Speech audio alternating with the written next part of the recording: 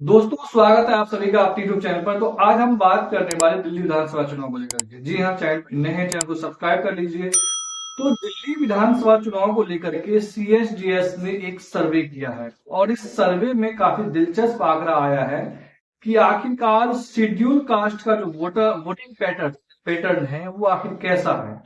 Schedule caste या कहे कि एससी क्लास के जो स्विंग वोटर्स है उनका संख्या दिल्ली के अंदर लगभग 48% के अप्रोक्सीमेटली है। 48%। इन्हीं को स्विंग वोटर कहा जाता है। स्विंग वोटर का मतलब यह है कि जो झुग्गी झोपड़ी में हो, जो गरीब गुरबा हो और जो मिडिल क्लास और अपर मिडिल क्लास है, ये जो है ये स्विंग वोटर्स है। ये वोटर्स लोकसभा चुनाव में बीजेपी को सपोर्ट करते हैं, लेकिन जैसे ही विधानसभा चुनाव आते हैं तो वो अरविंद केजरीवाल की पार्टी को सपोर्ट करते हैं।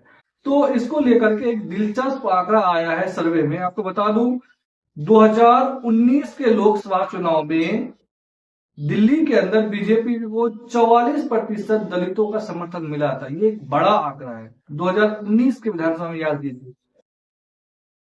जबकि 2020 के विधानसभा चुनाव में अगर बात करें तो चुनाव में घट करके ये मात्र 25% रह गया।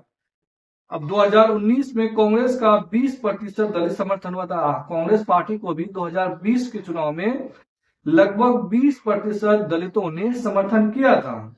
2020 में ये घट करके जो है 2019 की बात करो, सॉरी, 2019 में कांग्रेस पार्टी को 20% दलित वोटरों ने समर्थन किया था, लेकिन 2020 में यह घटकर 6% रह गया और 2019 में आम आदमी पार्टी को 22% दलित वोटरों ने समर्थन किया था और ये 2020 में घटकर 69% हो गया है।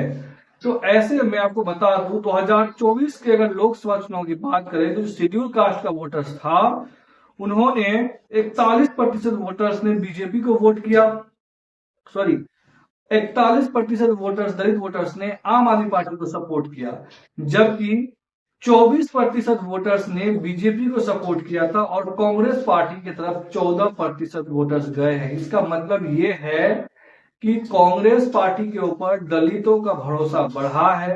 हाल ही में अभी दिल्ली विधानसभा चुनाव होने से पहले अमित शाह के द्वारा दिया जो अंबेडकर पे जो दिया गया बयान था उसको लेकर के कांग्रेस पार्टी ने काफी हो हल्ला मचाया था और वो एक तरीके से दलित के प्रति हितैषी दिखाने की कोशिश की थी।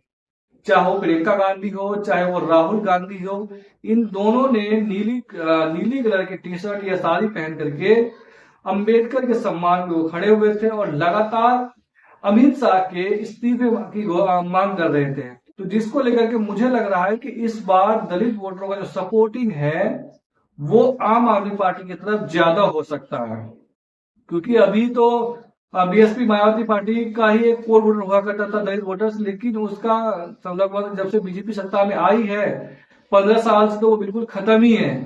तो ऐसे में दलित वोटर्स का जो झुकाव है वो धीरे धीरे कांग्रेस की तरफ होता हुआ दिख रहा है। ये बात 2024 के लोकसभा चुनाव में उत्तर प्रदेश के अंदर में देखने को मिला है।